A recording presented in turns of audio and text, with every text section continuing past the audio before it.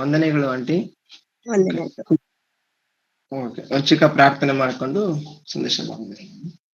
ಎಲ್ಲರ ಕಣ್ಣುಗಳು ಮುಚ್ಚಿ ಪ್ರಾರ್ಥನೆ ಮಾಡಿಕೊಳ್ಳಿ.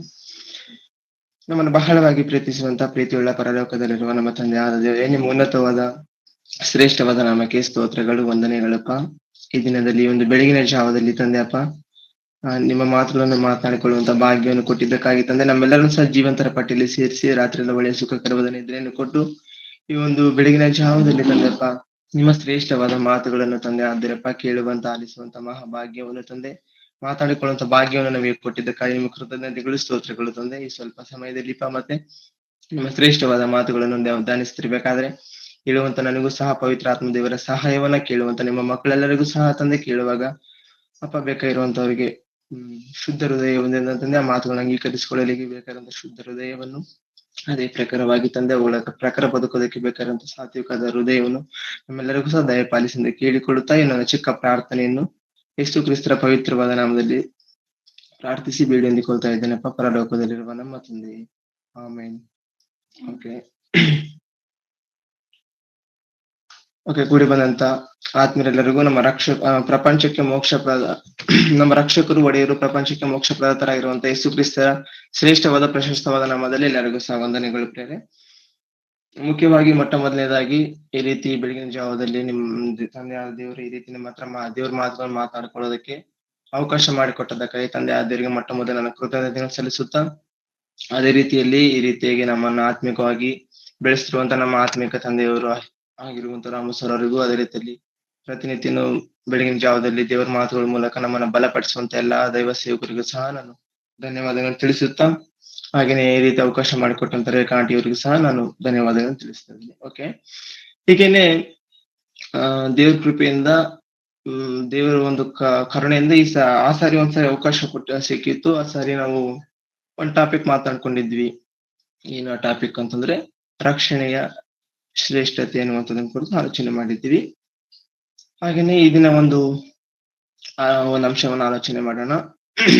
ಈ ದಿನ ನಾವು ಆಲೋಚನೆ ಮಾಡುವಂತ ಅಂಶದ ಹೆಸರು ಆತ್ಮದಲ್ಲಿ ಬಲವುಳ್ಳವರಾಗಿದ್ದೆವು. ಮತ್ತೊಂದ್ಸಾರಿ ಹೇಳ್ತೀನಿ ಪ್ರೇರೆ, ಈ ದಿನ ನಾವು ಆಲೋಚನೆ ಮಾಡುವಂತ ಅಂಶದ ಹೆಸರು ಆತ್ಮದಲ್ಲಿ ಬಲವುಳ್ಳವರಾಗಿದ್ದೆವು. ಪ್ರೇರೆ, ಪ್ರಪಂಚದಲ್ಲಿ ನಾವು ಮನುಷ್ಯರನ್ನ ಗಮನಿಸುವುದಾದ್ರೆ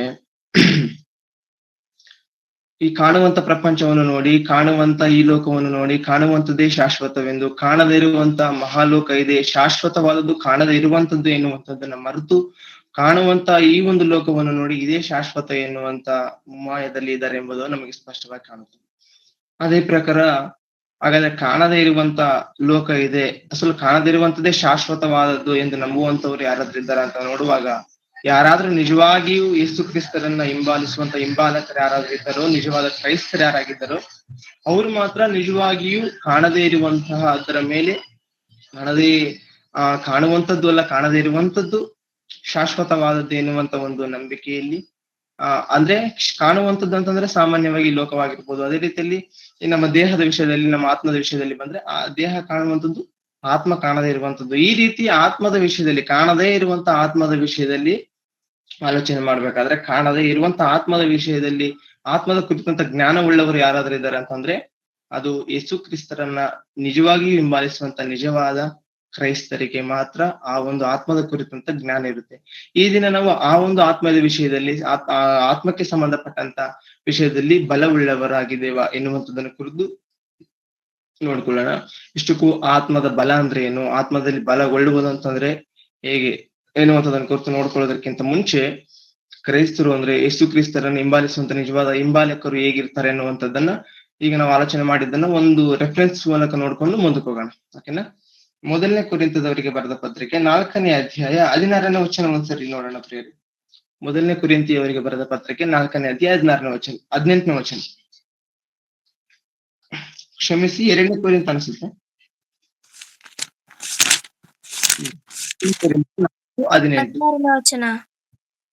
18ರಿಂದ ಓದಿ.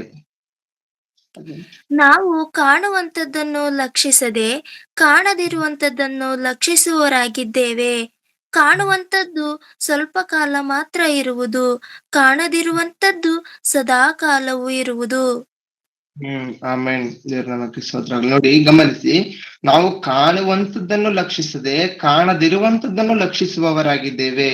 ಕಾಣುವಂತದ್ದು ಸ್ವಲ್ಪ ಕಾಲ ಮಾತ್ರ ಇರುವುದು, ಕಾಣದಿರುವಂತದ್ದು ಕಾಣದಿರುವಂತದ್ದು ಸದಾ ಕಾಲ ಇರುವುದು, ಸದಾ ಕಾಲಕ್ಕೂ ಇರುವುದು ಅಂತ ವಾಕ್ಯ ಹೇಳ್ತಾ ಇದೆ.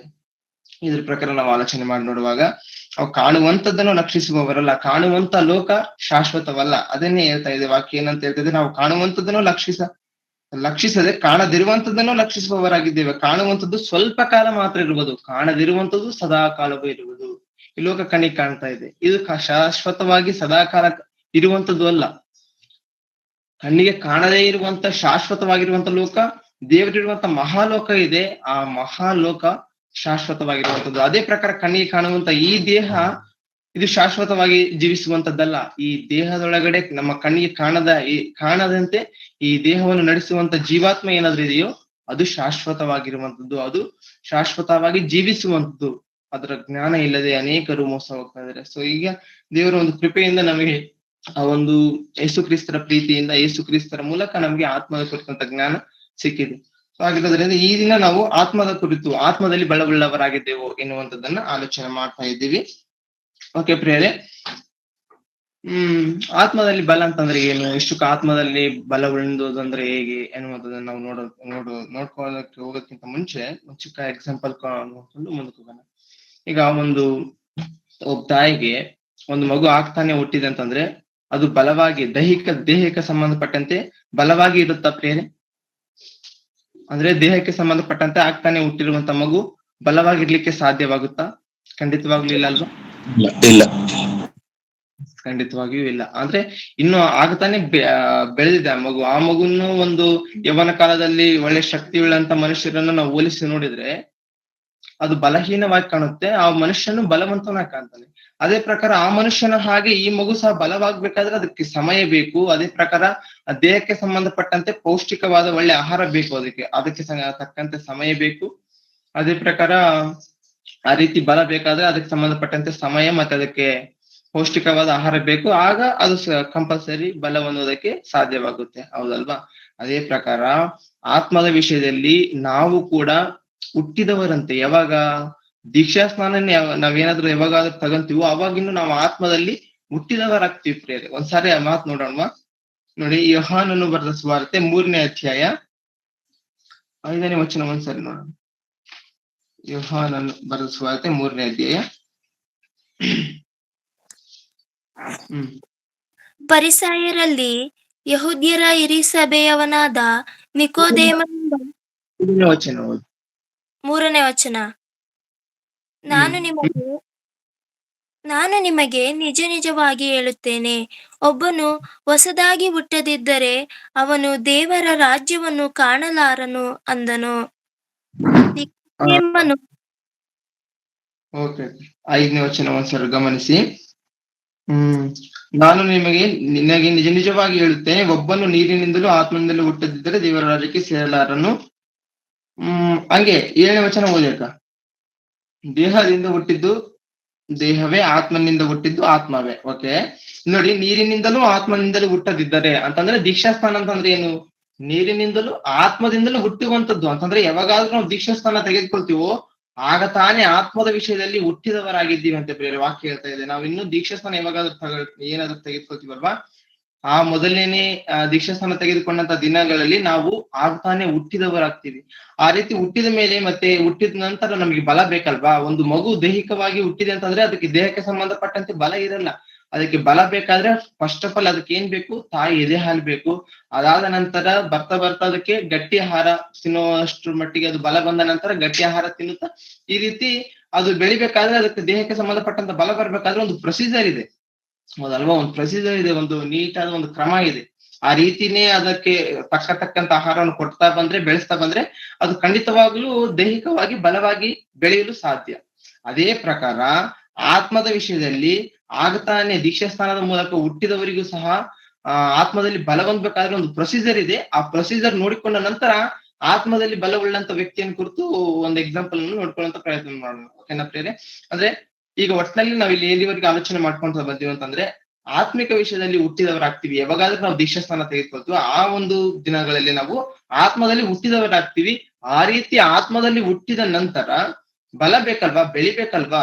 ಒಂದ್ ಪ್ರಶ್ನೆ, ಅದಕ್ಕೆ ನಾವು ದೈಹಿಕವಾಗಿ ಹುಟ್ಟಂತ ಮಗುವನ್ನ ಎಕ್ಸಾಂಪಲ್ ತೆಗೆದುಕೊಂಡ್ವಿ. ದೈಹಿಕವಾಗಿ ಹುಟ್ಟಿರುವಂತ ಮಗು ಬಲ ಹೊಂದ್ಬೇಕಾದ್ರೆ ಭೌತಿಕವಾಗಿ ದೈಹಿಕವಾಗಿ ಅದಕ್ಕೊಂದು ಕ್ರಮ ಇದೆ. ತಾಯಿ ಎದೆ ಹಾಲ್ ಬೇಕು. ಅದಾದ ನಂತರ ಬೆಳಿತಾ ಬೆಳಿತಾ ಅದು ಗಟ್ಟಿ ಪದಾರ್ಥ ತಿನ್ನುವಷ್ಟು ಶಕ್ತಿ ಬಂದ ನಂತರ ಅದನ್ನ ಅಭ್ಯಾಸ ಮಾಡ್ಕೋಬೇಕು. ಅದನ್ನ ತಿಂತಾನೆ ಅದು ಬರ್ಬೇಕು. ಹಾಗೆ ಬಂದ ನಂತರನೇ ಅದಕ್ಕೆ ಬಲ ಬರುತ್ತೆ. ಓಕೆನಾ, ಆ ರೀತಿ ನಾವು ನೋಡ್ಕೊಂಡಿವಿ.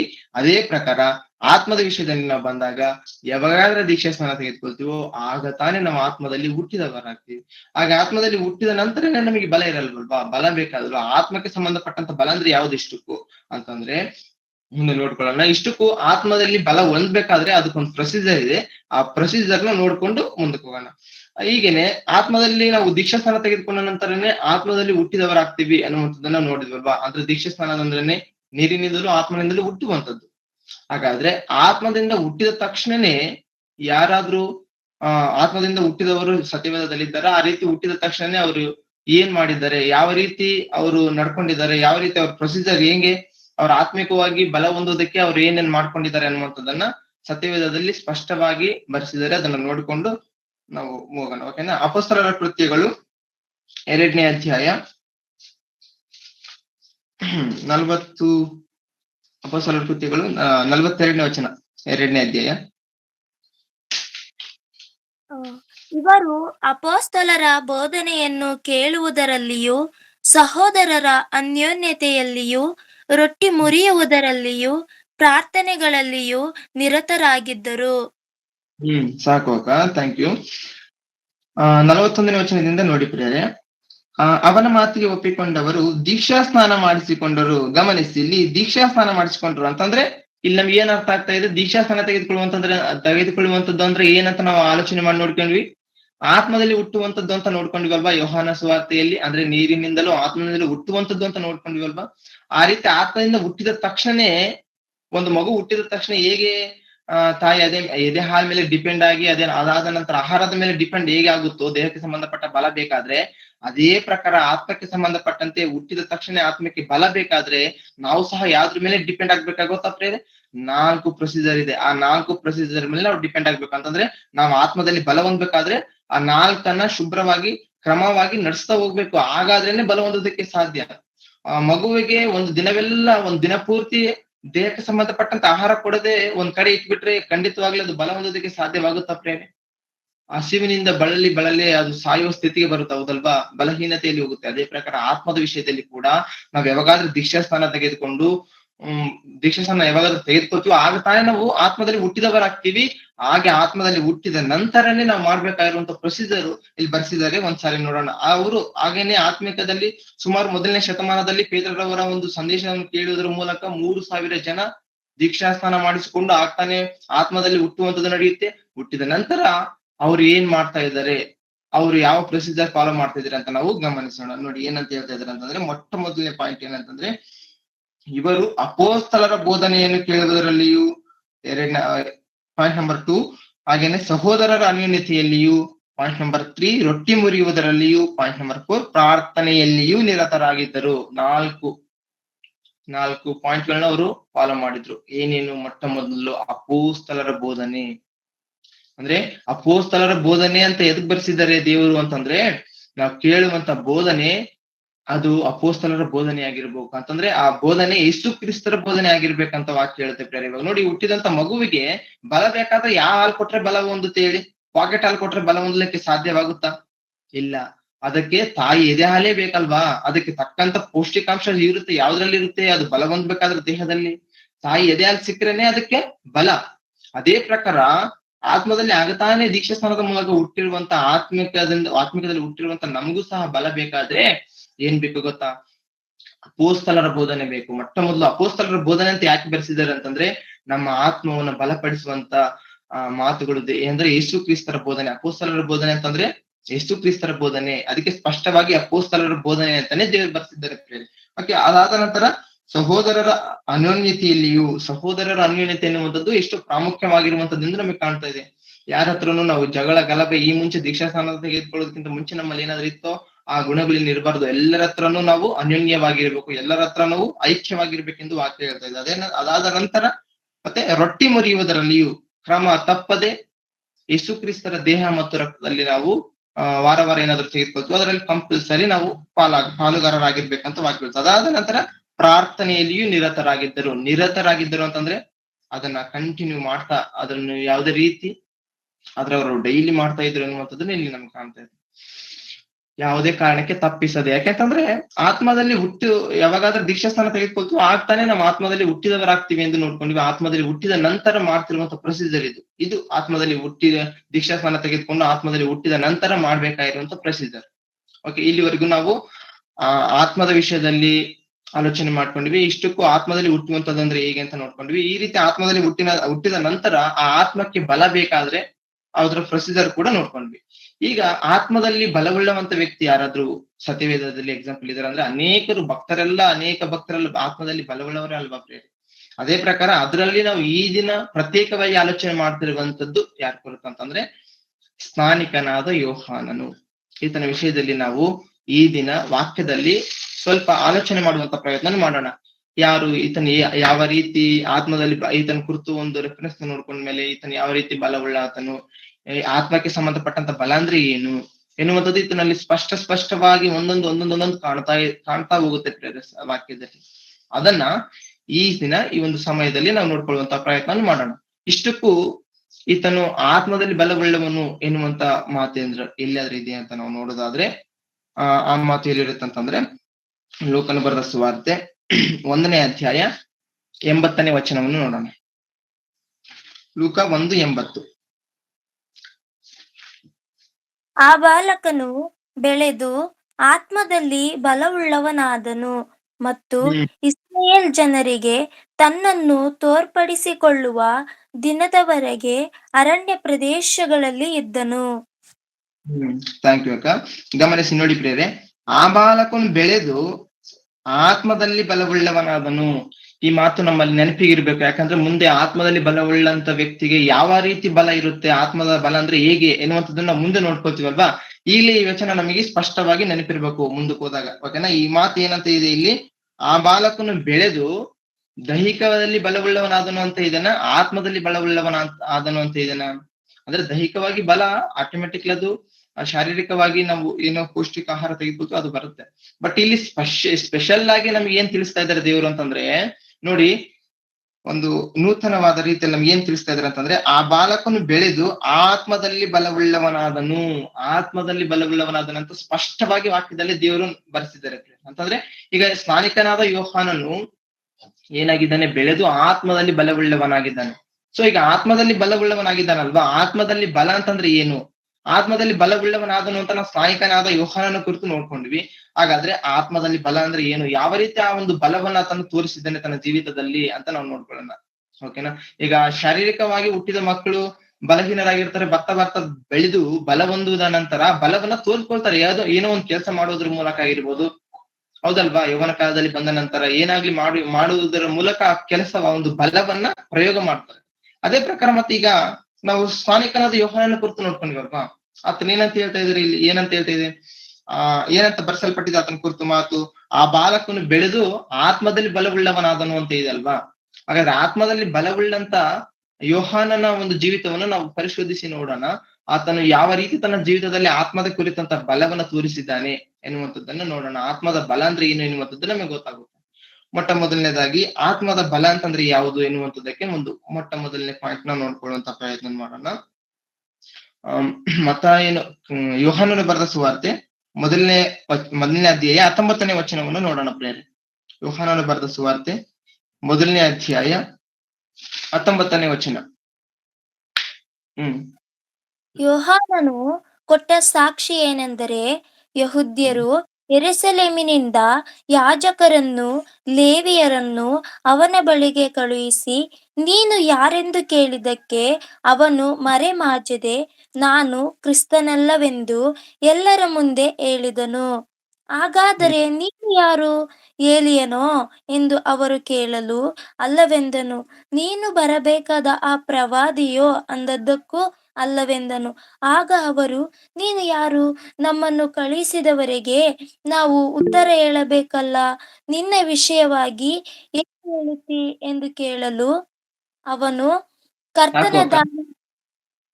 ಸಾಕು ಅಕ್ಕ. ಥ್ಯಾಂಕ್ ಯು ಅಕ್ಕ. ಗಮನಿಸಿ ಪ್ರಿಯರೇ, ಯೋಹಾನನು ಬರೆದ ಸುವಾರ್ತೆ 1ನೇ ಅಧ್ಯಾಯ 19ನೇ ವಚನವನ್ನು ನಾವು ನೋಡ್ಕೊಂಡಿವಿ.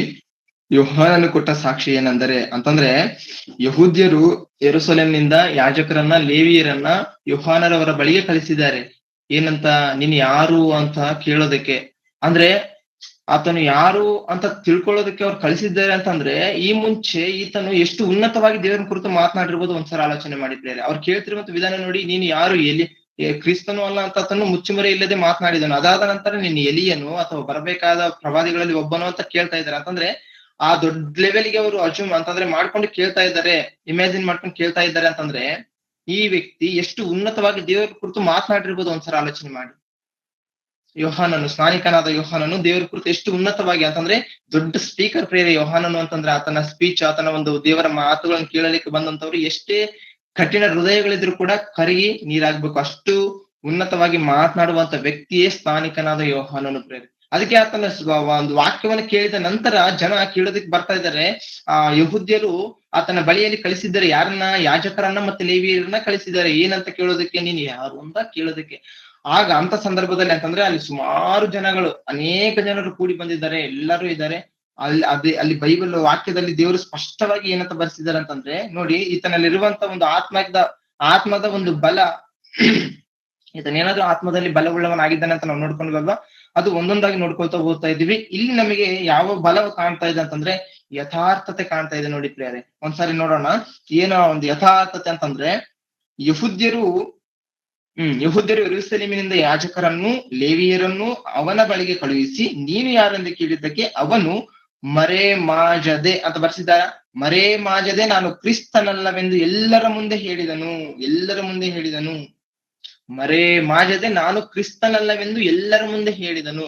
ಅಂದ್ರೆ ಈಗ ಆಲೋಚನೆ ಮಾಡಿ, ಮುಂದೆ ಬಂದಿರುವಂತ ಅನೇಕ ಜನಾಂಗಗಳಿದ್ದಾರೆ. ಈತನ ಮಾತಾಡಿರುವಂತ ಮಾತುಗಳನ್ನು ಕೇಳಿ ಅವರೆಲ್ಲರೂ ಕೂಡ ಆಶ್ಚರ್ಯವಾಗಿ ಯಾವ ಒಂದು ಇಮ್ಯಾಜಿನ್ ಅಲ್ಲಿ ಇದ್ದಾರೆ ಅಂತಂದ್ರೆ, ಈ ವ್ಯಕ್ತಿ ನಮ್ಮ ಬಳಿಯಲ್ಲಿ ದೇವರ ಮಾತುಗಳನ್ನು ಮಾತಾಡಿರುವಂತ ಈ ವ್ಯಕ್ತಿ ಇದಾನಲ್ವಾ, ಈತನು ಸಾಮಾನ್ಯನಾಗಿದ್ದ ಹಾಗಿಲ್ಲ, ಈತನು ಯಾರೋ ಮಹಾ ವ್ಯಕ್ತಿ ಆಗಿರ್ಬೇಕು.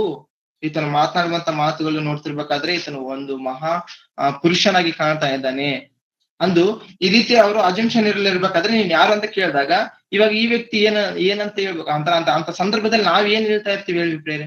ಅಂದ್ರೆ ಈಗ ಅವರು ಎದುರುಗಡೆ ಇರುವಂತವ್ರು ಕೇಳುವಂತವ್ರು ಈತನು ಯಾರೋ ಅಂತಂದು ಉನ್ನತವಾದ ಆಲೋಚನೆಯಲ್ಲಿದ್ದಾರೆ, ಅಂದ್ರೆ ಯಾರೋ ಉನ್ನತವಾದ ಪುರುಷನಾಗಿರ್ಬೇಕೆನ್ನುವಂತ ಆಲೋಚನೆಯಲ್ಲಿದ್ದಾರೆ. ಅವಾಗ ಅಯ್ಯೋ, ಈ ಜನರು ನನ್ನನ್ನು ಯಾವುದೋ ಒಂದು ಉನ್ನತವಾದ ರೀತಿಯಲ್ಲಿ ನೋಡ್ತಾ ಇದ್ದಾರೆ, ನಾನು ಒಂದು ವೇಳೆ ಇವಾಗ ನಾನು ಕ್ರಿಸ್ತನ್ ಅಲ್ಲ ಅಂತ ಅಂದ್ಬಿಟ್ರೆ ನನ್ನ ಗೌರವ ಎಲ್ಲಿ ಕಡಿಮೆ ಆಗ್ಬಿಡುತ್ತೋ, ನನ್ನ ಸ್ಟೇಟಸ್ ಎಲ್ಲಿ ಕಡಿಮೆ ಆಗ್ಬಿಡುತ್ತೋ ಅನ್ನುವಂತ ಆಲೋಚನೆ ಇಲ್ಲ ಪ್ರೇರಲ್ಲಿ.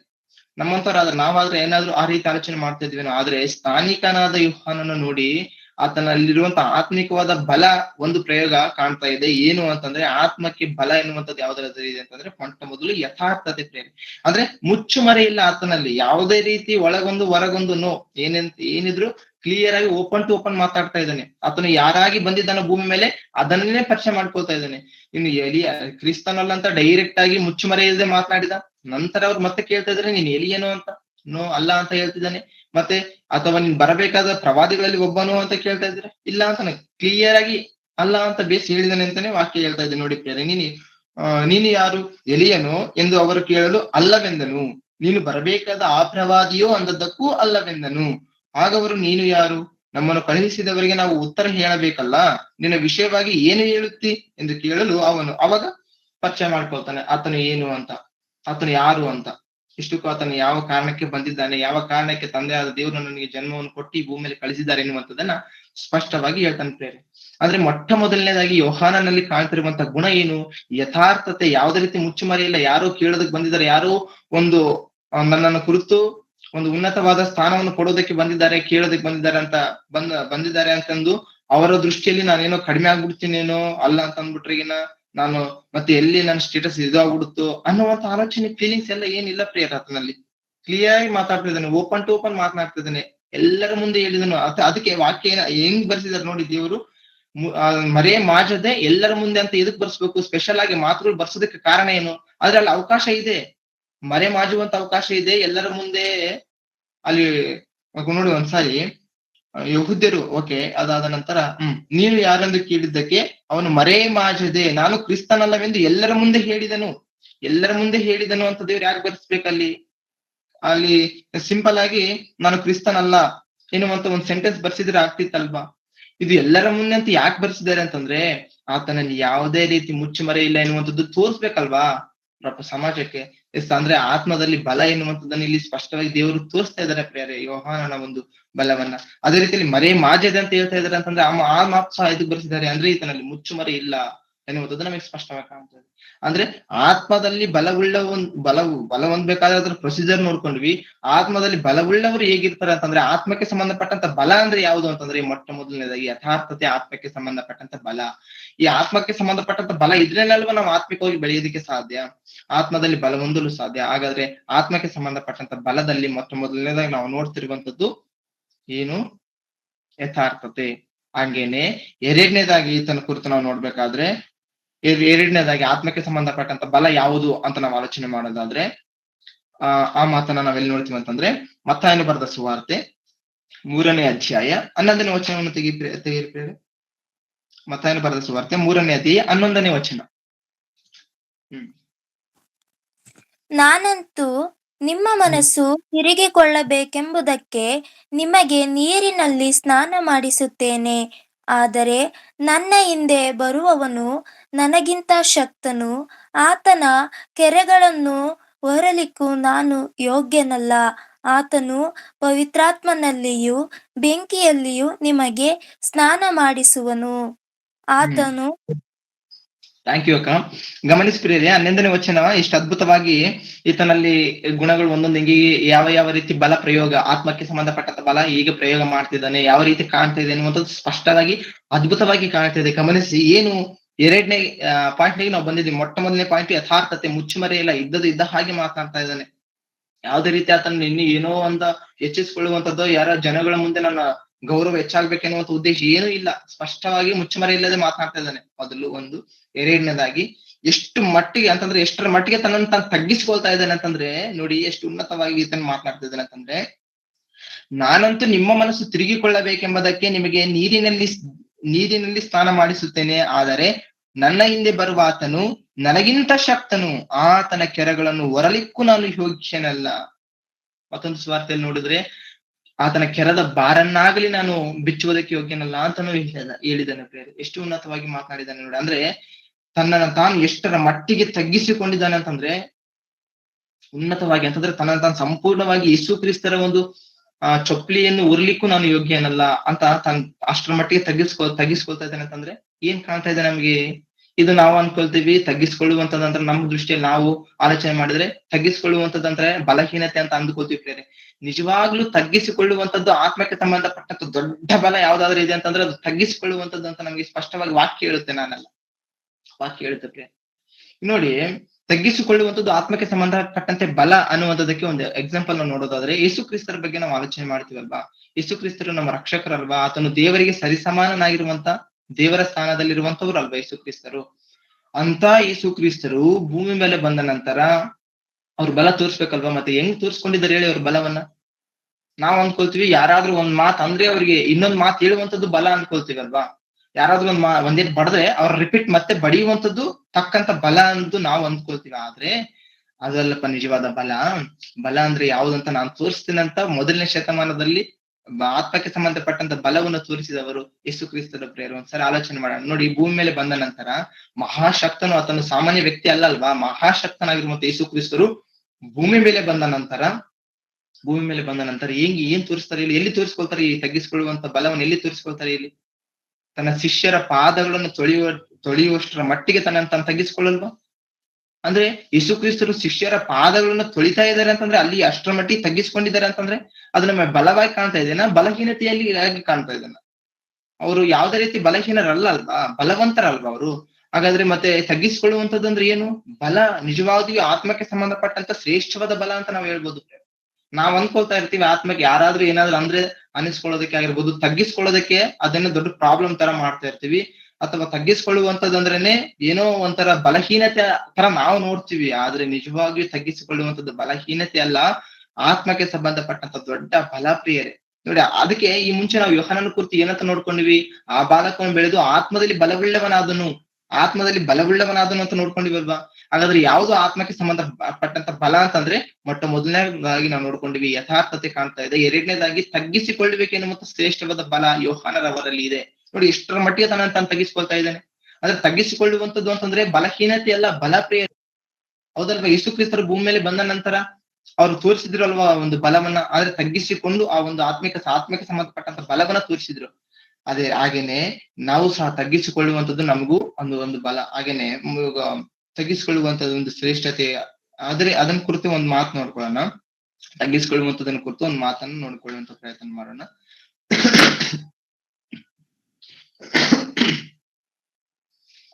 ಮೊದಲನೇ ಪೇತ್ರನು ಬರೆದ ಮೊದಲನೇ ಪತ್ರಿಕೆ 5ನೇ ಅಧ್ಯಾಯ. ಪೇತ್ರನು ಬರೆದ ಮೊದಲನೇ ಪತ್ರಿಕೆ 5ನೇ ಅಧ್ಯಾಯ 6ನೇ ವಚನ ಓದೇಕ. 6ನೇ ವಚನ. ಹೀಗಿರುವುದರಿಂದ ದೇವರ ತ್ರಾಣವುಳ್ಳ ಹಸ್ತದ ಕೆಳಗೆ ನಿಮ್ಮನ್ನು ತಗ್ಗಿಸಿಕೊಳ್ಳಿರಿ. ಆತನು ತಕ್ಕ ಕಾಲದಲ್ಲಿ ನಿಮ್ಮನ್ನು ಮೇಲಕ್ಕೆ ತರುವನು. ನಿಮ್ಮ ಚಿಂತೆಯನ್ನೆಲ್ಲ ಆತನ ಮೇಲೆ ಹಾಕಿರಿ, ಆತನು ನಿಮಗೋಸ್ಕರ ಚಿಂತಿಸುತ್ತಾನೆ. ಸ್ವಸ್ಥಚಿತ್ತರಾಗಿರಿ. ಸಾಕು ಅಕ್ಕ, ಥ್ಯಾಂಕ್ ಯು ಅಕ್ಕ. ಗಮನಿಸಿ, ಇಲ್ಲಿ ಏನಂತ ವಾಕ್ಯ ನಮ್ಗೆ ಹೇಳ್ತಾ ಇದೆ ಅಂತಂದ್ರೆ, ಈಗಿರುವುದರಿಂದ ದೇವರ ತ್ರಾಣವುಳ್ಳ ಹಸ್ತದ ಕೆಳಗೆ ನಿಮ್ಮನ್ನು ತಗ್ಗಿಸಿಕೊಳ್ಳಿರಿ. ವಾಕ್ಯ ಹೇಳ್ತಾ ಇದೆ ಪ್ರಿಯರೇ, ದೇವರ ತ್ರಾಣವುಳ್ಳ ಹಸ್ತದ ಕೆಳಗೆ ನಾವೇನ್ ಮಾಡ್ಬೇಕಂತ, ನಮ್ಮನ್ನ ನಾವು ತಗ್ಗಿಸ್ಕೊಳ್ಬೇಕಂತ. ಅಂದ್ರೆ ವಾಕ್ಯ ಯಾವತ್ತಾದ್ರೂ ನಮ್ಮನ್ನ ಬಲಹೀನ ಪಡಿಸುವಂತ ಮಾತುಗಳನ್ನ ಹೇಳುತ್ತಾ? ಖಂಡಿತವಾಗ್ಲೂ ಇಲ್ಲ ಅಲ್ವಾ? ನಮ್ಮನ್ನ ಬಲಪಡಿಸುವಂತ ಮಾತುಗಳೇ ಇದ್ರೆ ಅಲ್ವಾ ಹೇಳೋದು? ನಮ್ಮನ್ನ ಬಲಪಡಿಸುವಂತ ರೀತಿಯಲ್ಲಿ ಅಲ್ವಾ ಇರೋದು?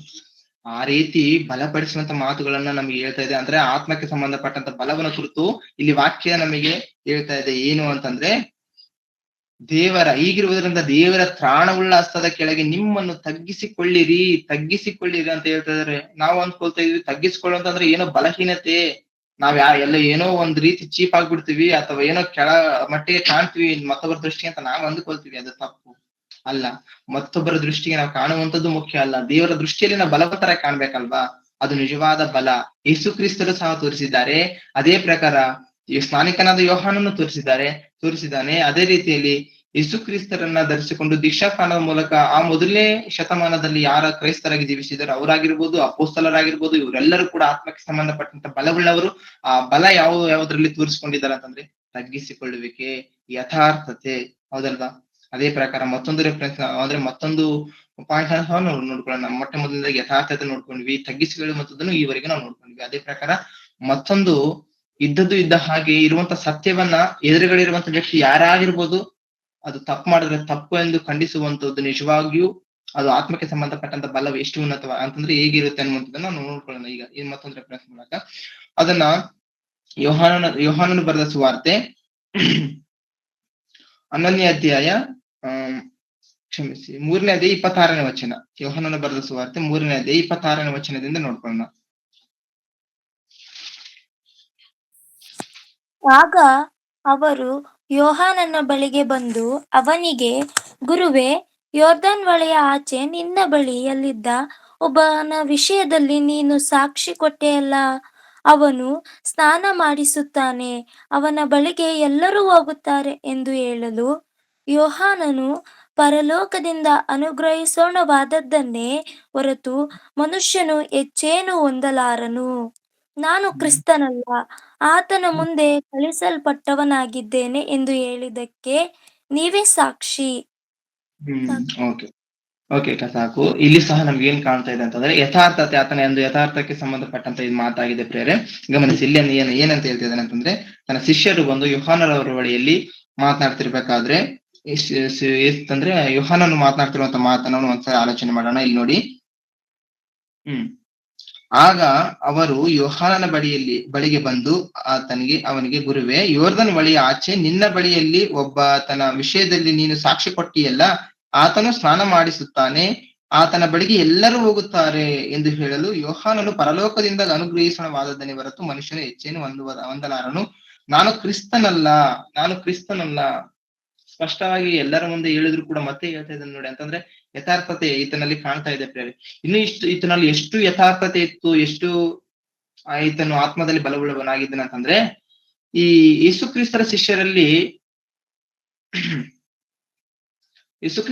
ಶಿಷ್ಯರಲ್ಲಿ ಪೇತ್ರನ ತಮ್ಮನಾಗಿರುವಂತ ಅಂದ್ರೇನು ಸಹ ಒಬ್ಬತನಾಗಿರ್ತಾನಲ್ವಾ ಪ್ರೇರೆ. ಈ ಶಿಷ್ಯನು ಮೊಟ್ಟ ಮೊದಲು ಯೇಸು ಕ್ರಿಸ್ತರ ಶಿಷ್ಯನಲ್ಲ. ಮೊಟ್ಟ ಮೊದಲು ಯಾರ ಶಿಷ್ಯನು ಅಂತಂದ್ರೆ ಈತನು ಯೋಹಾನನ ಶಿಷ್ಯನು ಪ್ರೇರೆ. ಯೋಹಾನನೇ ಯೇಸು ಕ್ರಿಸ್ತರ ಬಗ್ಗೆ ಹೇಳಿದಾಗ ಯೇಸು ಕ್ರಿಸ್ತರಿಗೆ ಯೋಹಾನನ ಬಿಟ್ಟು ಯೇಸು ಕ್ರಿಸ್ತರನ್ನ ಪಾಲಾಗಿರುವಂತ ಆತನೇ ಅಂದ್ರೆ ಏನು ಅಂತಂದ್ರೆ, ಇಲ್ಲಿ ನೋಡಿ ಗಮನಿಸಿ, ತನಗೆ ಶಿಷ್ಯರಾಗಿರುವಂತವ್ರು ಬಿಟ್ಟು ಹೋಗಿ ಯೇಸು ಕ್ರಿಸ್ತರ ಶಿಷ್ಯರಾದ್ರೂ ಕೂಡ ಈತನಿಗೆ ಯಾವುದೇ ರೀತಿ ಅಭ್ಯಂತರ ಇಲ್ಲ ನೋಡಿ. ಎಷ್ಟು ಧಾರಾಳವಾದ ಮನಸ್ಸುಳ್ಳವನಾಗಿದ್ದಾನೆ. ಎಲ್ಲಿ ಹೋದ್ರು ಕೂಡ ಅಂದ್ರೆ ಈತನ ಯೇಸು ಕ್ರಿಸ್ತರು ನನಗಿಂತ ಶ್ರೇಷ್ಠವಾದವರೇ ಅಲ್ವಾ, ಅಲ್ಲಿ ಹೋದ್ರೆ ಇನ್ನೂ ಹೆಚ್ಚಾಗಿ ಬಲ ಹೊಂದುವರಾಗ್ತಾರೆ, ಇನ್ನೂ ಉನ್ನತವಾಗ್ತಾರೆ ಅಲ್ವಾ ನನ್ನ ಶಿಷ್ಯರು ಅನ್ನುವಂತ ಒಂದು ಆಲೋಚನೆ ಸಮಾಜದಲ್ಲಿ ಇದೇನಾ ಅಂತ ನೋಡುವಾಗ ಖಂಡಿತವಾಗಿಯೂ ಇರಲಿಲ್ಲ. ಆ ದಿನಮಾನಗಳಲ್ಲಿ ಇದ್ದಂತವ್ರನ್ನ ನಾವು ಉದಾಹರಣೆಯಾಗಿ ತೆಗೆದುಕೊಳ್ಳೋದಾದ್ರೆ, ಫರಿಸಾಯರಾಗಿರ್ಬೋದು, ಸದ್ದುಕಾಯರಾಗಿರ್ಬೋದು, ಅಥವಾ ಇವರೆಲ್ಲ ಏನಾದ್ರು ಲಿಸ್ಟ್ ಬೇಯ್ತಲ್ವಾ ಪ್ರಿಯರೇ, ಶಾಸ್ತ್ರಿಗಳು, ಈ ಯಾಜಕರು ಇವರೆಲ್ಲರೂ ಕೂಡ ಯೇಸು ಕ್ರಿಸ್ತರ ಮೇಲೆ ಹೊಟ್ಟೆ ಕಿಚ್ಚು ಪಡ್ತಾ ಇದ್ರಂತೆ. ಯಾಕೆ ಹೊಟ್ಟೆ ಕಿಚ್ಚು ಪಡ್ತಾ ಇದ್ರು? ಯೇಸು ಕ್ರಿಸ್ತರನ್ನ ಸಾಯಿಸೋದಕ್ಕೆ ನೋಡ್ತಾ ಇದ್ರು ಅವರು. ಯಾವುದಕ್ಕೆ ಆಗಿ ಸಾಯಿಸೋದಕ್ಕೆ ನೋಡ್ತಾ ಇದ್ರು? ಯಾವ ಕಾರಣದಿಂದ ಸಾಯಿಸೋದಕ್ಕೆ ನೋಡ್ತಾ ಇದ್ರು? ಹೊಟ್ಟೆ ಕಿಚ್ಚು ಎನ್ನುವಂತ ಒಂದು ಟಾಪಿಕ್ ಮೇಲೆ ಮನೋಜನರವರು ಮಾತನಾಡಿದಾರಲ್ವಾ, ಅದ್ರಲ್ಲಿ ನಾವು ನೋಡ್ಕೊಂಡಿವಲ್ವಾ. ಯಾಕೆ ಇವ್ರು ಹೊಟ್ಟೆ ಕಿಚ್ಚು ಪಡ್ತಾ ಇದ್ರು ಯೇಸು ಕ್ರಿಸ್ತರ ಮೇಲೆ ಅಂತಂದ್ರೆ, ಅವರ ಬಳಿಯಲ್ಲಿ ಇದ್ದಂತ ಜನರೆಲ್ಲ ಯೇಸು ಕ್ರಿಸ್ತರನ್ನ ಪಾಲಾಗ್ತಾ ಇದ್ದಾರೆ ಎನ್ನುವಂತ ಉದ್ದೇಶದಿಂದ ಯೇಸು ಕ್ರಿಸ್ತರನ್ನೇ ಸಾಯಿಸ್ಬಿಡ್ಬೇಕು ಎನ್ನುವಷ್ಟು ಹೊಟ್ಟೆ ಕಿಚ್ಚು ಇವರಲ್ಲಿ ಬಂದಿದೆ. ಯಾರಲ್ಲಿ ಬಂದಿದೆ? ಫರಿಸಾಯರಲ್ಲಿ, ಸದ್ದುಕಾಯರಲ್ಲಿ. ಅಂತಂದ್ರೆ ಹೊಟ್ಟೆ ಕಿಚ್ಚು ಎನ್ನುವಂಥದ್ದು ಯಾವಾಗ ಇವರಲ್ಲಿ ಬರುತ್ತೆ ಅಂತಂದ್ರೆ ಆತ್ಮದಲ್ಲಿ ಬಲಹೀನರಾಗಿ, ಇಲ್ಲಿ ಅವರ ಒಂದು ಬಲಹೀನತೆ ನಮಗೆ ಕಾಣ್ತಾ ಇದೆ. ಆದ್ರೆ ಯೋಹಾನರವರಲ್ಲಿ ಆ ರೀತಿ ಏನು ಇಲ್ಲ. ಸ್ಪಷ್ಟವಾಗಿ ಆತನಲ್ಲಿ ಇರುವಂತದ್ದು ಏನು? ಆತನಲ್ಲಿ ಸ್ಪಷ್ಟವಾದ ಯಥಾರ್ಥತೆ ಕಾಣ್ತಾ ಇದೆ. ಅದೇ ಪ್ರಕಾರ ತಗ್ಗಿಸಿಕೊಳ್ಳುವಿಕೆ ಕಾಣ್ತಾ ಇದೆ. ಈಗ ನಾವು 3ನೇ ಪಾಯಿಂಟ್ ನೋಡ್ತಾ ಇದ್ದೀವಿ. ಆ 3ನೇ ಪಾಯಿಂಟ್ ಏನಂತಂದ್ರೆ, ಇದ್ದದ್ದು ಇದ್ದ ಹಾಗೆ ಮುಂದ್ಗಡೆ ಇರುವಂತ ವ್ಯಕ್ತಿ ಯಾರಾದ್ರೂ ಕೂಡ ವಾಕ್ಯವನ್ನ ಯಥಾರ್ಥವಾಗಿ ಹೇಳುವಂತದ್ದು. ನೋಡಿ ಗಮನಿಸಿ, ಆ ಮಾತು ಎಲ್ಲಿರುತ್ತೆ ಅಂದ್ರೆ, ಮಾರ್ಕನು ಬರೆದ ಸುವಾರ್ತೆ 6ನೇ ಅಧ್ಯಾಯ 18ರಿಂದ 21ನೇ ವಚನದವರೆಗೂ ನೋಡೋಣ. ಮಾರ್ಕನು ಬರೆದ ಸುವಾರ್ತೆ 6ನೇ ಅಧ್ಯಾಯ 21ರಿಂದ 18ರಿಂದ ಓದೋಣ.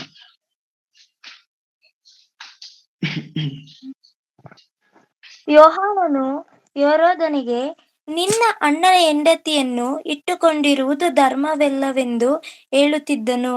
ಇದಕ್ಕೆ ಹೆರೋದ್ಯಳು ಅವನ ಮೇಲೆ ದ್ವೇಷವಿಟ್ಟುಕೊಂಡು ಅವನನ್ನು ಕೊಲ್ಲಿಸಬೇಕೆಂದಿದ್ದರೂ ಆಗದೆ ಹೋಯಿತು. ಹೆರೋದನು ಯೋಹಾನನನ್ನು ನೀತಿವಂತನೆಂದು ಸಾಕು 18ನೇ ವಚನ ಗಮನಿಸಿ ಪ್ರಿಯರೇ. ಯೋಹಾನನು ಹೆರೋದನಿಗೆ, ನಿನ್ನ ಅಣ್ಣನ ಹೆಂಡತಿಯನ್ನು ಇಟ್ಟುಕೊಂಡಿರುವುದು ಧರ್ಮವಲ್ಲವೆಂದು ಹೇಳುತ್ತಿದ್ದನು. ಗಮನಿಸಿ, ಯಾರ ಹತ್ರ ಮಾತನಾಡ್ತಾ ಇದ್ದಾನೆ ಯೋಹಾನರವರು? ಯಾರ ಹತ್ರ ಮಾತನಾಡ್ತಾ ಇದ್ದಾರೆ ಅಂತಂದ್ರೆ, ಹೆರೋದನ್ ಅಂತಂದ್ರೆ ಯಾರು ಪ್ರಿಯರೇ? ಈ ಲೋಕಕ್ಕೆ ಸಂಬಂಧಪಟ್ಟಂತೆ ಸಾಮಾನ್ಯ ವ್ಯಕ್ತಿನ ಅಥವಾ ತುಂಬಾ ದೊಡ್ಡ ವ್ಯಕ್ತಿನ? ಲೋಕಕ್ಕೆ ಸಂಬಂಧಪಟ್ಟಂತೆ ದೊಡ್ಡ ವ್ಯಕ್ತಿ. ಅರಸನು ಅಲ್ವಾ ಆತನು? ಸಾಮಾನ್ಯ ವ್ಯಕ್ತಿ ಅಲ್ಲಲ್ವ. ಈ ಭೂಮಿ ಲೋಕಕ್ಕೆ ಸಂಬಂಧಪಟ್ಟಂತೆ ಅರಸನ ಸ್ಥಾನದಲ್ಲಿ, ಅಷ್ಟು ಉನ್ನತವಾದ ಪೋಸ್ಟ್ ಅಲ್ಲಿ ಅಧಿಕಾರದಲ್ಲಿ ಇರುವಂತ ವ್ಯಕ್ತಿ. ಆತನ ಹತ್ರ ಹೋಗಿ ಈತನ ಏನಂತ ಮಾತನಾಡ್ತಾ ಇದ್ದಾನೆ? ಆತನ ತಪ್ಪು ಮಾಡ್ತಾ ಇದ್ರು ಕೂಡ, ಈತನ ಅರಸನಲ್ವಾ, ಏನಾದ್ರು ಅಂದ್ಬಿಟ್ರೆ ಮತ್ತೆ ಏನ್ ಅಂದ್ಕೊಳ್ತಾನೋ, ಮತ್ತೆ ಏನಾಗ್ಬಿಡುತ್ತೋ, ಅವೆಲ್ಲಿ ಏನು ಕಾಣ್ತಾ ಇಲ್ಲ ಈತನಲ್ಲಿ. ಏನು ಮಾತಾಡ್ತಿದ್ದಾನೆ? ಇದ್ದದಿದ್ದ ಹಾಗೆ ನೀನ್ ಅರಸನಾದ್ರೂ ಕೂಡ, ನೀನ್ ಸಾಮಾನ್ಯ ವ್ಯಕ್ತಿ ಆದ್ರೂ ಕೂಡ ನೀನ್ ಮಾಡ್ತಿರೋದು ತಪ್ಪೇನು ಎಂದು ಕ್ಲಿಯರ್ ಆಗಿ ಮಾತನಾಡ್ತಾ ಇದ್ದಾನೆ ಪ್ರೇರ ದೇವರ ಮಾತುಗಳನ್ನ.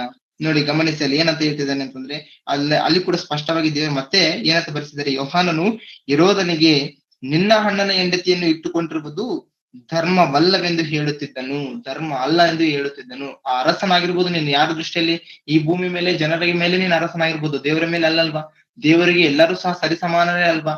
ನೀನು ಆಗಿರ್ಬೋದು, ಈ ಜನರ ಅಂತಂದ್ರೆ ಅರಸನ ಸ್ಥಾನದಲ್ಲಿ ನೀನಿದ್ರು ಕೂಡ, ಸಾಮಾನ್ಯ ಸ್ಥಾನದಲ್ಲಿ ನೀವಿದ್ರು ಕೂಡ, ಎಲ್ಲರೂ ಕೂಡ ದೇವರ ದೃಷ್ಟಿಯಲ್ಲಿ ಸಮಾನರಲ್ವಾ?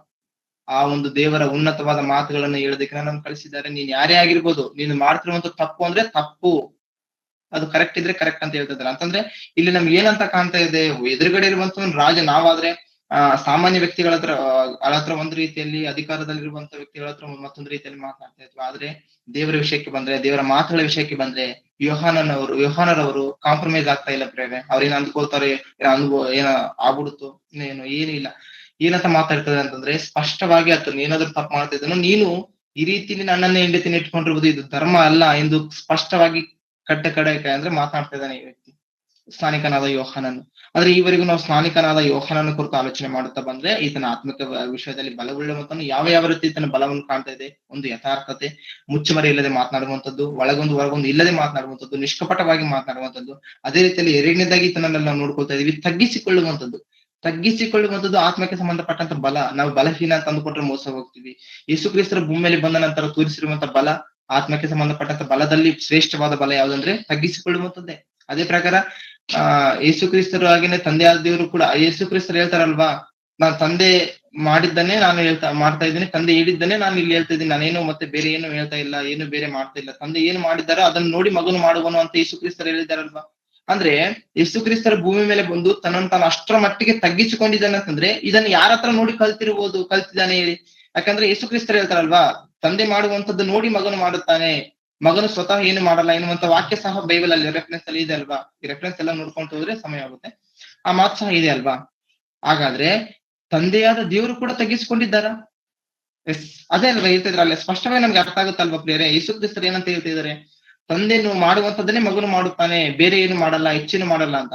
ಹಾಗಾದ್ರೆ ಯೇಸು ಕ್ರಿಸ್ತರ ಭೂಮಿ ಮೇಲೆ ಬಂದು ಸಂಪೂರ್ಣವಾಗಿ ತಗ್ಗಿಸಿಕೊಂಡಿದ್ದಾರೆ ಅಂತಂದ್ರೆ, ಇದನ್ನ ಆಲ್ರೆಡಿ ಈ ಮುಂಚೆ ಯಾರು ಮಾಡಿರ್ಬೇಕು ಹೇಳಿ?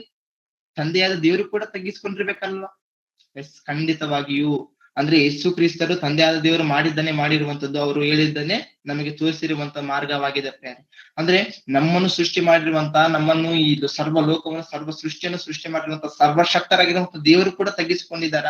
ಎಸ್, ಅದಕ್ಕೆ ಆ ಒಂದು ತಗ್ಗಿಸಿಕೊಳ್ಳುವಿಕೆ ದೇವರ ಬಲವಾಗಿದೆ. ಆ ಒಂದು ಆತ್ಮಕ್ಕೆ ಸಂಬಂಧಪಟ್ಟಂತ ಬಲ ತನ್ನ ಮಕ್ಕಳಾದಂತ ನಮ್ಮಲ್ಲಿಯೂ ಕೂಡ ಇರ್ಬೇಕೆಂದು ದೇವರು ಆಶೆ ಪಟ್ಟಿದ್ದಾರೆ ಪ್ರೇರೆ. ಆಗಿರೋದ್ರಿಂದ ಆ ಆತ್ಮಕ್ಕೆ ಸಂಬಂಧಪಟ್ಟಂತ ಬಲವುಳ್ಳವರು ನಾವು ಆಗಿದ್ದೇವಾ? ಯಾವುದು ಆತ್ಮಕ್ಕೆ ಸಂಬಂಧಪಟ್ಟಂತ ಬಲ ಅಂತಂದ್ರೆ ತಗ್ಗಿಸಿಕೊಳ್ಳುವಿಕೆ, ಯಥಾರ್ಥತೆ. ನಾವು ತಗ್ಗಿಸಿಕೊಂಡ್ರಗಿನ ಯಾರ ಹತ್ರನೋ ಕಡಿಮೆ ಆಗ್ಬಿಡ್ತೀವಿ, ಅಥವಾ ಮತ್ತೊಬ್ರು ಏನೋ ಅಂದುಕೊಳ್ತಾರೆ, ಇವೆಲ್ಲ ನಮ್ಮಲ್ಲಿ ಬೇಡ ಪ್ರೇರೆ. ಯಾಕೆಂತಂದ್ರೆ ಆತ್ಮಕ್ಕೆ ಸಂಬಂಧಪಟ್ಟಂತ ಬಲ ಅಂತಂದ್ರೆ ಏನು? ಆತ್ಮಕ್ಕೆ ಸಂಬಂಧಪಟ್ಟಂತ ಬಲ ಹೇಗಿರುತ್ತೆ ಅಂತ ನಾವು ನೋಡ್ಕೊಂಡ್ವಿ. ಇನ್ನು ಆಲೋಚನೆ ಮಾಡೋದಾದ್ರೆ 9 ಆತ್ಮ ಫಲಗಳು ಬರುತ್ತೆ ಅಲ್ವಾ. ಅದಕ್ಕಿಂತ ಮುಂಚೆ ಮತ್ತೊಂದು ರೆಫರೆನ್ಸ್ ನೋಡ್ಕೊಳ್ಳುವಂತ ಪ್ರಯತ್ನ ಮಾಡೋಣ. ಕೊಲೊಸ್ಸೆಯವರಿಗೆ ಬರೆದ ಪತ್ರಿಕೆ. ಅಂದ್ರೆ ಆತ್ಮಕ್ಕೆ ಸಂಬಂಧಪಟ್ಟಂತ ಬಲ ನಾವು ಏನೇ ಈಗಾದ್ರೂ 3 ಆಲೋಚನೆ ಮಾಡಿದ್ವಲ್ವಾ, ಈ ರೀತಿ ಒಂದೊಂದೊಂದೊಂದು ಆಲೋಚನೆ ಮಾಡುತ್ತಾ ಹೋದ್ರೆ ಸಮಯ ಸಾಲಲ್ಲ. ಸೊ ಈಗ 3 ಆಲೋಚನೆ ಮಾಡ್ಕೊಂತ ಬಂದಿದ್ವಿ. ಯಥಾರ್ಥತೆ ಆಗಿರ್ಬೋದು, ಅದೇ ರೀತಿಯಲ್ಲಿ ಇದ್ದದಿದ್ದ ಹಾಗೆ ಧೈರ್ಯವಾಗಿ ಮಾತಾಡುವಂಥದ್ದು, ದೇವರ ಮಾತುಗಳನ್ನ ಯಾವುದೇ ರೀತಿ ಯಾರ ಹತ್ರನೂ ಕಾಂಪ್ರಮೈಸ್ ಆಗದಂತೆ. ಅದೇ ಪ್ರಕಾರ ಆತನಲ್ಲಿ ತಗ್ಗಿಸಿಕೊಳ್ಳುವಿಕೆನ ನೋಡಿದ್ವಿ, ಆತ್ಮಕ್ಕೆ ಸಂಬಂಧಪಟ್ಟಂತ ಬಲವನ್ನು ಕುರಿತು. ಅದೇ ರೀತಿಯಲ್ಲಿ ಇನ್ನು ಆತ್ಮಕ್ಕೆ ಸಂಬಂಧಪಟ್ಟಂತ ಬಲವನ್ನ ಕುರಿತು ಹೆಸರುಗಳನ್ನ ನೋಡ್ಕೊಳ್ಳೋಣ. ಬಟ್ ಅದ್ರ ಬಗ್ಗೆ ಎಲ್ಲಾ ಡೀಟೇಲ್ ಆಗಿ ಆಲೋಚನೆ ಮಾಡೋದಕ್ಕೆ ಸಮಯ ಇಲ್ಲಲ್ವಾ. ಓಕೆ, ಅದ್ರ ಬಗ್ಗೆ ಒಂದ್ಸರಿ ನೋಡೋಣ, ಏನೇನು ಆತ್ಮಕ್ಕೆ ಸಂಬಂಧಪಟ್ಟಂತ ಬಲಗಳು ಅಂತ, ಮತ್ತೆ ಏನೇನಿದಾವೆ ಅಂತ ನೋಡ್ಕೊಳ್ಳೋಣ. ಕೊಲೊಸ್ಸೆಯವರಿಗೆ ಬರೆದ ಪತ್ರಿಕೆ 3ನೇ ಅಧ್ಯಾಯ 12ನೇ ವಚನ. ಕೊಲೊಸ್ಸೆಯವರಿಗೆ ಬರೆದ ಪತ್ರಿಕೆ 3ನೇ ಅಧ್ಯಾಯ 12ನೇ ವಚನ. ಹೀಗಿರಲಾಗಿ ನೀವು ದೇವರಿಂದ ಆರಿಸಿಕೊಂಡವರು, ಪ್ರತಿಷ್ಠಿತರು, ಪ್ರಿಯರು ಆಗಿರುವುದರಿಂದ ಕನಿಕರ, ದಯೆ, ದೀನಭಾವ, ಸಾತ್ವಿಕತ್ವ, ದೀರ್ಘಶಾಂತಿ ಎಂಬ ಸದ್ಗುಣಗಳನ್ನು ಧರಿಸಿಕೊಳ್ಳಿರಿ. ಸಾಕು ಅಕ್ಕ, ಥ್ಯಾಂಕ್ ಯು ಅಕ್ಕ.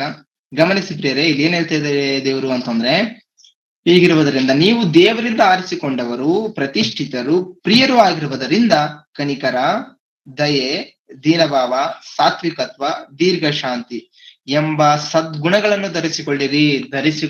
ಸದ್ಗುಣಗಳನ್ನು ಧರಿಸಿಕೊಳ್ಳಿರಿ ಅಂತಂದ್ರೆ ಆತ್ಮಕ್ಕೆ ಸಂಬಂಧಪಟ್ಟಂತ ಬಲ ಯಾವುದು ಅಂತ ನಮ್ಗೆ ಕಾಣ್ತಾ ಇದೆ? ಸದ್ಗುಣಗಳು. ಯಾವ ಸದ್ಗುಣ? ಏನಂತ ಹೇಳ್ತಿದೆ ವಾಕ್ಯ? ಕನಿಕರ, ದಯೆ, ದೀನಭಾವ ಬಂತ. ಈ ಒಂದು ದೀನಭಾವ ನಾವು ಆಲೋಚನೆ ಮಾಡಿದ್ದೀವ ಅಂದ್ರೆ ಆತ್ಮಕ್ಕೆ ಇದು ಸ್ನಾನಿಕನಾದ ಯೋಹಾನರವರಲ್ಲಿ ನಮಗೆ ಕಾಣ್ತಾ ಅದ್ಭುತವಾಗಿ ಕಾಣ್ತಾ ಅಲ್ವಾ ಪ್ರಿಯರೇ? ಆತನ ಎಷ್ಟರ ಮಟ್ಟಿಗೆ ತೆಗೆಸ್ಕೊಂಡ್ರಲ್ವಾ? ಯೇಸು ಕ್ರಿಸ್ತರ ಬಳಿಯಲ್ಲಿ ಯೇಸು ಕ್ರಿಸ್ತರ ಪಾದವನ್ನು ನೋಡ್ಲಿಕ್ಕೂ ನಾನು ಯೋಗ್ಯನಲ್ಲ ಅಂತ ತನ್ನ ಎಷ್ಟರ ಮಟ್ಟಿಗೆ ತೆಗೆಸ್ಕೊಂಡ್ರು. ಆದ್ರೆ ಆತನ ಕುರಿತು ನಾವ್ ಏನಂತ ನೋಡ್ಕೊಂಡಿದ್ವಿ ಈ ಮುಂಚೆ? ಆ ಬಾಲಕನು ಬೆಳೆದು ಆತ್ಮದಲ್ಲಿ ಬಲವುಳ್ಳವನಾದನು ಅಂತ ನಾವು ಮಾತಾಡ್ಕೊಂಡಿವಲ್ಲ. ಆ ಬಲವನ್ನು ಹೇಗೆ ತನ್ನ ತೋರಿಸ್ಕೊಂಡಿದ್ದಾನೆ ತನ್ನ ಜೀವಿತದಲ್ಲಿ, ಯಾವ ರೀತಿ ಆ ಬಲ ಕಾಣ್ತಾ ಇದೆ ಅಂತಂದ್ರೆ ನೋಡ್ಕೊಂಡು ಬಂದಿವಲ್ವಾ. ಏನೇನ್ ಕಾಣ್ತಾ ಇದೆ ಆತ್ಮಕ್ಕೆ ಸಂಬಂಧಪಟ್ಟಂತ ಬಲ? ತಗ್ಗಿಸಿಕೊಳ್ಳುವಂಥದ್ದು, ಯಥಾರ್ಥತೆ, ಇದ್ದ ಹಾಗೆ ಮುಚ್ಚುಮರೆ ಇಲ್ಲದೆ ಮಾತನಾಡುವಂಥದ್ದು, ಒಳಗೊಂದು ಹೊರಗೊಂದು ಇಲ್ಲದೆ ಮಾತನಾಡುವಂಥದ್ದಾಗಿರ್ಬೋದು. ಈ ಮುಂಚೆ ನಾವು ದೀಕ್ಷಾಸ್ಥಾನ ತೆಗೆದುಕೊಳ್ಳದೆ ಇರುವಾಗ ಇವೆಲ್ಲ ಬಲಹೀನತೆಗಳಲ್ಲಿ ನಾವು ಇರ್ತೀವಿ ಪ್ರೇರೆ. ಯಾವಾಗಾದ್ರೂ ದೀಕ್ಷಾಸ್ಥಾನ ತೆಗೆದುಕೊಂಡು ನೂತನವಾಗಿ ಹುಟ್ಟಿದ ನಂತರ ಎಲ್ಲಾ ಬಲಹೀನತೆಗಳು ಒಂದೊಂದು ಕಡಿಮೆ ಆಗುತ್ತಾ ಬಲ ಹೊಂದುತ್ತಾ ಬೆಳೆದು ನಾವು ದೇವರಿಗೆ ಹತ್ತಿರವಾಗ್ತೀವಿ. ಅಂದ್ರೆ ಯೇಸು ಕ್ರಿಸ್ತರನ್ನ ನಾವು ಈ ದೀಕ್ಷಾಸ್ಥಾನದ ಮೂಲಕ ದೀಕ್ಷಾಸ್ಥಾನ ತೆಗೆದುಕೊಳ್ಳೋದಂದ್ರೆ ಏನು? ಅದೇ ಕೊಲೊಸ್ಸೆ 3 ಮತ್ತೆ ಅಲ್ಲಿ ಹೇಳುತ್ತಲ್ವಾ, ಏನಂತ ಹೇಳ್ತಾರೆ ದೇವ್ರ ವಾಕ್ಯ ಅಂತಂದ್ರೆ, ಗಲಾತ್ಯ ಅನ್ಸುತ್ತೆ, ಏನಂತ ಹೇಳುತ್ತೆ ವಾಕ್ಯ ಅಂತಂದ್ರೆ, ದೀಕ್ಷಾ ಸ್ನಾನ ಅಂತಂದ್ರೆ ತೆಗೆದುಕೊಳ್ಳುವಂತದಂದ್ರೆ ನೀವು ಕ್ರಿಸ್ತನನ್ನ ಧರಿಸಿಕೊಂಡಿರಿ. ದೀಕ್ಷಾ ಸ್ನಾನದ ಮೂಲಕ ಏನ್ ಮಾಡಿದ್ರಿ? ಯೇಸು ಕ್ರಿಸ್ತರನ್ನ ಧರಿಸಿಕೊಂಡಿದ್ರಿ ಅಂತ ವಾಕ್ಯ ಹೇಳುತ್ತೆ ಪ್ರೇರೆ. ಅದೇ ಪ್ರಕಾರ ಇಲ್ಲಿ ಸಹ ಅದೇ ಮಾತು ಮತ್ತೆ ರಿಪೀಟ್ ಆಗಿ ನಮಗೆ ಧರಿಸಿಕೊಳ್ಳುವಂತದ್ದು ಮತ್ತೊಂದ್ಸರಿ ಇಲ್ಲಿ ನಮ್ಗೆ ರಿಪೀಟ್ ಆಗಿ ಕಾಣ್ತಾ ಇದೆ. ಏನು? ಆ, ಮತ್ತೆ ಕನಿಕರ, ದಯೆ, ದೀನಭಾವ, ಸಾತ್ವಿಕತ್ವ, ದೀರ್ಘ ಶಾಂತಿ ಎಂಬ ಸದ್ಗುಣಗಳನ್ನು ಧರಿಸಿಕೊಳ್ಳಿರಿ. ಅಂದ್ರೆ ದೀಕ್ಷಾ ಸ್ನಾನದ ಮೂಲಕ ಕ್ರಿಸ್ತನನ್ನು ಧರಿಸಿಕೊಳ್ಳುವಂತದ್ದು ಅಂದ್ರೆ ಹೇಗೆ ಎನ್ನುವಂಥದ್ದನ್ನ ವಾಕ್ಯ ಹೇಳ್ತಾ ಇದೆ. ಇದು ಯೇಸು ಕ್ರಿಸ್ತರನ್ನ ಧರಿಸಿಕೊಳ್ಳುವಂತದ್ದು ಅಂತಂದ್ರೆ, ಈಗ ನಿಮ್ಮ ಮುಂದೆ ನಾನು ಮಾತನಾಡ್ತಾ ಇದ್ದೀನಿ, ನಾನು ಕಾಣ್ತಾ ಇದ್ದೀನಲ್ವಾ, ಈ ಶರ್ಟ್ ನಾನು ಧರಿಸಿಕೊಂಡಿದ್ದೀನಿ, ಹೌದಲ್ವಾ ಪ್ರೇರೆ? ಹಾಕೊಂಡಿದ್ದೀನಿ, ಧರಿಸಿಕೊಂಡಿದ್ದೀನಿ. ಸೊ ಆಗಿರೋದ್ರಿಂದ ಈ ಶರ್ಟ್ ನಿಮ್ ಕಣ್ಣಿಗೆ ಕಾಣ್ತಾ ಇದೆ ಅಲ್ವಾ? ಎಲ್ಲರಿಗೂ ಸಹ ಕಾಣ್ತಾ ಇದೆ. ಅದೇ ಪ್ರಕಾರ ಧರಿಸಿಕೊಂಡಿರುವಂತ ಶರ್ಟ್ ಯಾವ ರೀತಿ ನಮ್ಮೆಲ್ಲ ಕಣ್ಣಿಗೆ ಕಾಣ್ತಾ ಇದೆಯೋ, ಅದೇ ಪ್ರಕಾರ ಯೇಸು ಕ್ರಿಸ್ತರನ್ನ ಧರಿಸಿಕೊಂಡ ನಂತರ ಈ ಸದ್ಗುಣಗಳನ್ನು ನಾವು ಧರಿಸಿಕೊಳ್ಬೇಕಂತಂದ್ರೆ, ಯೇಸು ಕ್ರಿಸ್ತರನ್ನು ಧರಿಸಿಕೊಳ್ಳುವಂತದಂದ್ರೆ ಈ ಸದ್ಗುಣಗಳ ಮೂಲಕ ನಾವು ಅಲಂಕರಿಸಿಕೊಳ್ಳುವಂಥದ್ದು, ಧರಿಸಿಕೊಳ್ಳುವಂಥದ್ದು. ಈ ಒಂದು ಬಲಗಳ ಮೂಲಕ ನಾವು ಬಲ ಹೊಂದುವಂಥದ್ದು, ಆ ಬಲಗಳನ್ನ ನಮ್ಮಲ್ಲಿ ಬೆಳೆಸಿಕೊಳ್ಳುವಂಥದ್ದು. ಅಂದ್ರೆ ಈಗ ಶರ್ಟ್ ಹೇಗೆ ಕಣ್ಣಿಗೆ ಕಾಣ್ತಾ ಇದೆಯೋ ಧರಿಸಿಕೊಂಡ ನಂತರ, ಅದೇ ಪ್ರಕಾರ ಯೇಸು ಕ್ರಿಸ್ತರನ್ನ ಧರಿಸಿಕೊಂಡ ನಂತರ ಯೇಸು ಕ್ರಿಸ್ತರ ಕಾಣ್ಬೇಕಲ್ವಾ ನಮ್ಮಲ್ಲಿ? ಅಂದ್ರೆ ಈ ಗುಣಗಳು ನಮ್ಮಲ್ಲಿ ಕಾಣ್ಬೇಕಲ್ವಾ ಪ್ರೇರೆ? ಅಂದ್ರೆ ಆತ್ಮಕ್ಕೆ ಸಂಬಂಧಪಟ್ಟಂತ ಬಲ ಅಂತಂದ್ರೆ ಏನು ಅಂತ ನಾವು ಈವರೆಗೂ ಆಲೋಚನೆ ಮಾಡ್ತಾ ಹೋದ್ವಿ. ನಾವು ಕೆಲವು ಮೂರನ್ನು ಕುರಿತು ಒಂದ್ ಸ್ವಲ್ಪ ಆಲೋಚನೆ ಮಾಡಿದ್ವಿ. ಆದ್ರೆ ಇಲ್ಲಿ ಇನ್ನೂ ಹೆಚ್ಚಾಗಿ ಕಾಣ್ತದೆ. ಅದೇ ಪ್ರಕಾರ ಇನ್ನು ಗಲಾತ್ಯ 5:19 ಮತ್ತೆ 20 ಆ ರೀತಿ ಅದನ್ನು ನೋಡ್ಕೊಂತ ಹೋದ್ರೆ ಅಲ್ಲಿ ಸಹ 9 ಆತ್ಮ ಫಲಗಳು ಬರುತ್ತೆ ಪ್ರೇರೆ. ಆ 9 ಆತ್ಮ ಫಲಗಳು ಕೂಡ ಯಾವ್ದಕ್ಕೆ ಸಂಬಂಧಪಟ್ಟಂತದ್ದು? ಆತ್ಮದ ಬಲಗಳವೆಲ್ಲ ಕೂಡ ಪ್ರೇರೆ. ನೋಡಿ, ದೇಹ ಇದೆ ಅಂತಂದ್ರೆ ಈ ದೇಹದಲ್ಲಿ ಒಂದೊಂದು ಅವಯವ ಒಂದೊಂದು ಬಲವನ್ನು ಹೊಂದಿದೆ ಪ್ರೇರೆ. ಈಗ ಕಾಲು ಯಾವ ರೀತಿ ಬಲ ಹೊಂದಿದೆ? ಟೋಟಲ್ ಬಾಡಿಯನ್ನು ಹೊತ್ತುಕೊಂಡು ನಡೆಯುವುದಕ್ಕೆ ಶಕ್ತಿ ಉಳ್ಳದ್ದು ಕಾಲು. ಅದೇ ಪ್ರಕಾರ ಕೈಗಳು ಅದರ ಯಾವುದೋ ನಾವು ಕೆಲಸಗಳು ಮಾಡಿದ್ರೆ ಆ ಕೆಲಸ ಮಾಡೋದಕ್ಕೆ ಉಪಯೋಗವಾಗುತ್ತೆ, ಅದಕ್ಕೆ ಬಲವುಳ್ಳಂತದ್ದು ಕೈ. ಅದೇ ಪ್ರಕಾರ ಮತ್ತೆ ದೇಹದಲ್ಲಿರುವಂತ ಎಲ್ಲಾ ಅವಯವಗಳು ಕೂಡ ಆಗಿರ್ಬೋದು. ಹಲ್ಲುಗಳನ್ನು ಕುರಿತು ಒಂದ್ಸಲ ಆಲೋಚನೆ ಮಾಡಿದ್ರೆ ನಾವು ತಿನ್ನುವಂತ ಯಾವುದೇ ಪದಾರ್ಥವನ್ನು ಹಾಕಿದ್ರು ಕೂಡ ಅದನ್ನ ಚೆನ್ನಾಗಿ ಅದನ್ನ ಅಗದು ಮೆತ್ತಗೆ ಮಾಡುತ್ತೆ. ಅದು ಆ ರೀತಿ ಬಲವುಳ್ಳುವಂತದ್ದು. ಅದೇ ಪ್ರಕಾರ ಆತ್ಮಕ್ಕೆ ಸಂಬಂಧಪಟ್ಟಂತ ಬಲ ಯಾವುವು ಅಂತಂದ್ರೆ ಸಪ್ರೇಟ್ ಆಗಿ ಬಲವುಳ್ಳುವಂತವುಗಳಿದ್ದಾವೆ. ಕನಿಕರ, ದಯೆ, ದೀರ್ಘ ಶಾಂತಿ, ಪ್ರೀತಿ, ನಂಬಿಕೆ, ಸಾತ್ವಿಕತ್ವ ಇವೆಲ್ಲ ನಾವು ಮುಖವಂತ ಇದೀವಪ್ಪ, ಇವೆಲ್ಲವುಗಳು ಕೂಡ ಆತ್ಮಕ್ಕೆ ಬಲಗಳು. ಈ ಬಲವು ನಮ್ಮಲ್ಲಿ ಇದ್ದಾಗಲೇ ನಾವು ಆತ್ಮದಲ್ಲಿ ಈ ರೀತಿ ಬಲಗಳಿಂದ ನಾವು ಆತ್ಮದಲ್ಲಿ ಬಲವುಳ್ಳವರಾದಾಗಲೇ ಕ್ರಿಸ್ತನಿಗೆ ನಾವು ಹತ್ತಿರವಾಗ್ತೀವಿ, ಅಂತಂದ್ರೆ ದೇವರಿಗೆ ನಾವು ಹತ್ತಿರವಾಗ್ತೀವಿ, ದೇವರ ಬಳಿಯಲ್ಲಿ ಸೇರ್ಲಿಕ್ಕೆ ಸಾಧ್ಯ. ಸೊ ಆಗಿರೋದ್ರಿಂದ ಆತ್ಮದಲ್ಲಿ ನಾವೆಲ್ಲರೂ ಕೂಡ ಬಲವುಳ್ಳವರಾಗಿದ್ದೇವಾ? ಆತ್ಮದಲ್ಲಿ ಬಲವುಳ್ಳಂತ ವ್ಯಕ್ತಿನ ಕುರಿತು ಇಷ್ಟೊತ್ತವರೆಗೆ ನಾವು ಆಲೋಚನೆ ಮಾಡ್ತಾ ಬಂದಿದ್ವಿ. ಓಕೆ, ಹಾಗಾದ್ರೆ ಆತ್ಮದಲ್ಲಿ ಬಲವುಳ್ಳೋದು ಹೇಗೆ? ಇಷ್ಟಕ್ಕೂ ಆತ್ಮದಲ್ಲಿ ನಾವು ಬಲ ಹೊಂದಬೇಕಾದ್ರೆ ಯಾವ ಬಲದ ಮೇಲೆ, ಯಾರ ಮೇಲೆ ಆಶ್ರಯವಾಗಿರ್ಬೇಕು, ಯಾರನ್ನ ನಾವು ಆಶ್ರಯವನ್ನಾಗಿ ಇಟ್ಕೋಬೇಕು, ಯಾರ ಮೇಲೆ ಆಶ್ರಯಿಸ್ಬೇಕು ಅಂತ ನಾವು ನೋಡಿದ್ರೆ ಒಂದ್ ಮಾತು ಕೊನೆಯದಾಗಿ ನೋಡ್ಕೊಂಡು ಕಡೆಯದಾಗಿ ಅಂತಂದ್ರೆ, ಈ ರೀತಿ ನಾವು ಈವರೆಗೂ ಆತ್ಮಕ್ಕೆ ಸಂಬಂಧಪಟ್ಟಂತ ಆಲೋಚನೆ ಮಾಡ್ತಾ ಬಂದಿವಿ. ಈ ರೀತಿ ಆತ್ಮಕ್ಕೆ ಸಂಬಂಧಪಟ್ಟಂತ ಬಲ ನಾವು ಹೊಂದ್ಬೇಕಾದ್ರೆ ನಾವು ಯಾರ ಮೇಲೆ ಆಧಾರ ಪಡ್ಬೇಕು ಅಂತ ನಾವು ಆಲೋಚನೆ ಮಾಡಿದ್ರೆ, ವಾಕ್ಯ ಕೊನೆಯದಾಗಿ ಒಂದು ಅದ್ಭುತವಾದ ಮಾತನ್ನು ಹೇಳುತ್ತಿದ್ದೇವೆ. ಆ ಅದ್ಭುತವಾದ ಮಾತನ್ನ ನೋಡ್ಕೊಂಡು ಇದನ್ನ ಒಂದು ಸಂದೇಶವನ್ನು ಮುಕ್ತಾಯ ಮಾಡಿಕೊಳ್ಳುವಂತ ಪ್ರಯತ್ನ ಮಾಡೋಣ. ಓಕೆ, ಆ ಮಾತು ಎಲ್ಲಿರುತ್ತೆ ಅಂತಂದ್ರೆ ಎಫೆಸದವರಿಗೆ ಬರೆದ ಪತ್ರಿಕೆ 6ನೇ ಅಧ್ಯಾಯ 10ನೇ ವಚನ. ಪೌಲರವರು ಎಫೆಸದವರಿಗೆ ಬರೆದ ಪತ್ರಿಕೆ 6ನೇ ಅಧ್ಯಾಯ 10ನೇ ವಚನವನ್ನು ಒಂದ್ಸಾರಿ ನೋಡೋಣ ಪ್ರಿಯ. ಕಡೆ ಮಾತೇನೆಂದರೆ, ನೀವು ಕರ್ತನನ್ನು ಆತನ ಅತ್ಯಧಿಕವಾದ ಶಕ್ತಿಯನ್ನು ಆಶ್ರಯಿಸಿಕೊಂಡವರಾಗಿ ಬಲಗೊಳ್ಳಿರಿ. ಥ್ಯಾಂಕ್ ಯು ಅಕ್ಕ. ಗಮನಿಸಿ ನೋಡಿ, ಏನಂತ ಹೇಳ್ತಿದ್ರೆ, ಕಡೇ ಮಾತೇನೆಂದರೆ ನೀವು ಕರ್ತನನ್ನು ಆತನ ಅತ್ಯಧಿಕವಾದ ಶಕ್ತಿಯನ್ನು ಆಶ್ರಯಿಸಿಕೊಂಡವರಾಗಿ ಬಲಗೊಳ್ಳಿರಿ. ಇಲ್ಲಿ ನೋಡಿ, ಅತ್ಯಧಿಕವಾದ ಶಕ್ತಿ ಅಂತ ಹೇಳ್ತಿದ್ದಾರೆ. ದೇವರ ಶಕ್ತಿ ಎಂತದ್ದು ಅಂತಂದ್ರೆ ಸಾಮಾನ್ಯವಾದ ಶಕ್ತಿ ಅಲ್ಲ, ಅತ್ಯಧಿಕವಾದ ಶಕ್ತಿ. ಅಂದ್ರೆ ಅತ್ಯಧಿಕವನ್ನು ನಾವು ಬಿಡಿಸಿ ಬರೆದಾಗ ಅಧಿಕ ಪ್ಲಸ್ ಅಧಿಕ ಆಗುತ್ತೆ ಅಂತಂದ್ರೆ ಅಧಿಕ ಪ್ಲಸ್ ಅಧಿಕ, ಅತ್ಯಧಿಕವಾದ ಶಕ್ತಿಯನ್ನು ಆಶ್ರಯಿಸಿಕೊಂಡವರಾಗಿ ಬಲಗೊಳ್ಳಿರಿ. ಯಾವ್ದ್ರಲ್ಲಿ ಬಲ? ದೇಹಕ್ಕೆ ಸಂಬಂಧಪಟ್ಟಂತ ಬಲ ಅಲ್ಲ, ಆತ್ಮಕ್ಕೆ ಸಂಬಂಧಪಟ್ಟಂತ ಬಲ. ನೋಡಿ, ದೇಹಕ್ಕೆ ಸಂಬಂಧಪಟ್ಟಂತ ಬಲವುಳ್ಳವರಾಗಿರ್ಬೇಕಾದ್ರೆ ಅದಕ್ಕೊಂದು ಪ್ರೊಸೀಜರ್ ಇದೆ. ಅದೇ ಪ್ರಕಾರ ಇನ್ನೂ ಆಹಾರ ತೆಗೆದುಕೊಳ್ತಾ ದೇಹಕ್ಕೆ ಸಂಬಂಧಪಟ್ಟಂತ ಆಹಾರ ತೆಗೆದುಕೊಳ್ತಾ ಬೆಳೆದ್ರೆ ಅದು ಬಲವುಳ್ಳದಾಗುತ್ತೆ.